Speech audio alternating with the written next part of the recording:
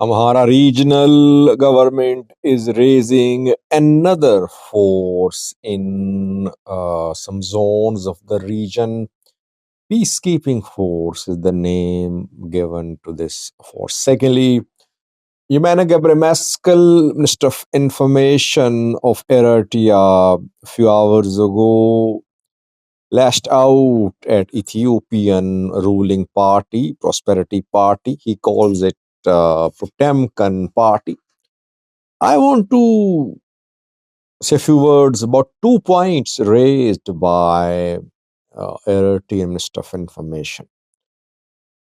We want to set the record straight.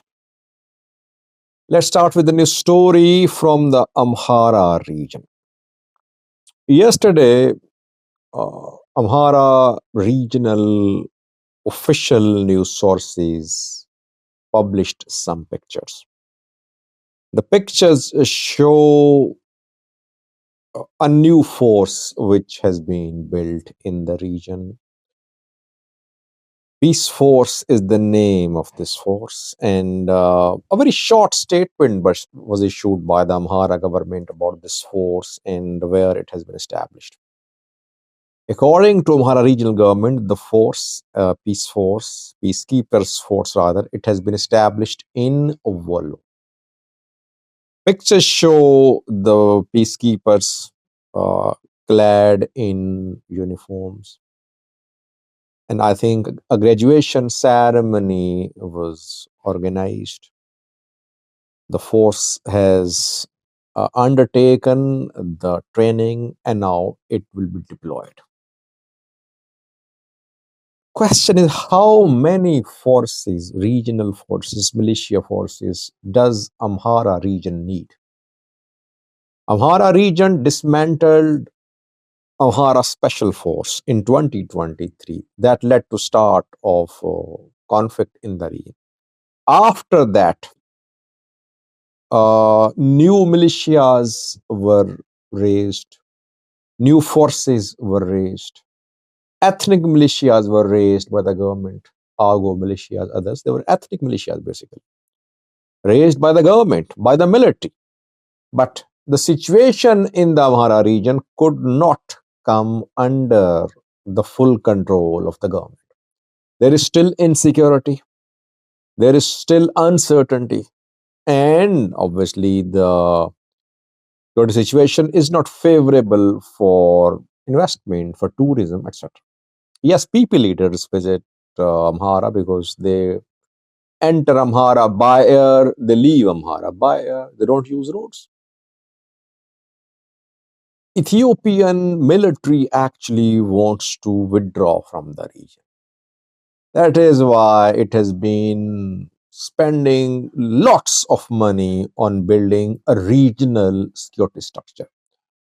I think if a transparent audit is conducted in the Amhara region of the budget, you would see that major chunk of the budget is going to military, is going to security. Military wants to withdraw, but before that, it wants to establish a strong regional security structure. A few months ago, military told regional government that military will have to withdraw and soon regional forces will have to take over. And you heard, I think, regional police members and Amhara government officials say that regional security forces had the capability to take over. It did not happen.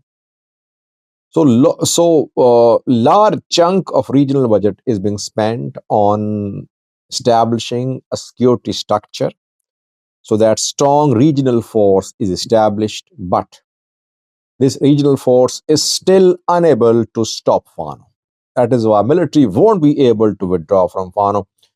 Let's hope that the new peacekeepers force built in Wollo is not established along ethnic lines. You never know what the government does. They want to use each and every tactic to weaken Fano. We'll see, I think, more in coming days about the deployment and impact of this force in Wollo.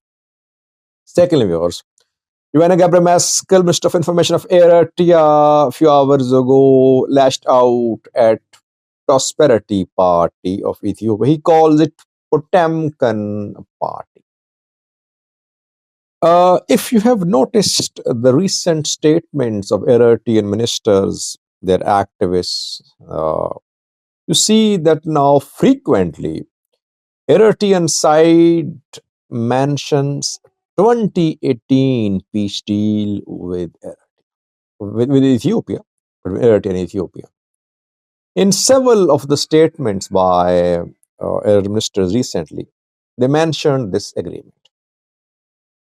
They started referring this agreement after Ethiopia raised questions about the secession of Eritrea, about 1993 independence of Eritrea, saying it was recognized by a government in Ethiopia which was not elected government. To counter that narrative, Eritrean government then started mentioning 2018 peace deal. The 2018 peace agreement was signed by Abiy and Isaias. So Abiy now cannot say that the 1993 divorce secession of Eritrea was illegal, because in 2018 he agreed to respect Eritrean sovereignty and territorial integrity. Again, we saw Yemeni Gebremeskel in his tweet yesterday mentioned July 2018 peace agreement between Ethiopia and Eritrea, saying that in that agreement, Ethiopia agreed to respect Eritrean sovereignty and territorial integrity. And in that agreement, Ethiopia committed to implement Ethiopia-Eritrea Boundary Commission's verdict. So how can now Ethiopia question Eritrean independence, which happened in 1993? Valid point, by the way. Second point is very interesting, raised by Yemeni. Yemeni claims that the real tension between Ethiopia and Eritrea began in December 2023. What happened in December 2023? I think in December or at the end of 2023, Ethiopian PM delivered a speech, his famous speech, in which he tried to prove that Ethiopia had natural rights to gain sea access, that no one can stop Ethiopia from gaining access to the sea. Ethiopia was unfairly deprived of sea access. And that was the start of tensions between Eritrea and Ethiopia, according to Yemeni Gebremeskel. But if you ask me, I think when Pretoria was signed in November 2022, Eritrea accepted Pretoria very cautiously. It never fully backed Pretoria and it never fully rejected Pretoria. Rather, it hoped that Pretoria will be fully implemented. Eritrea wanted disbandment of TPLF, disbandment of TDF. So it was hoping that Abiy's government will fully implement the contents of the Pretoria deal. In several statements back then, after Pretoria deal, Eritrean government officials, ministers said that Ethiopia will hopefully implement the Pretoria deal. Pretoria deal was not implemented. TPLF could not be dismantled. TDF could not be disbanded. Some heavy weapons were surrendered by Tigray military to ENDF, but TDF's DDR, demobilization, disarmament, reintegration, could not really happen. It started, but the pace was very slow.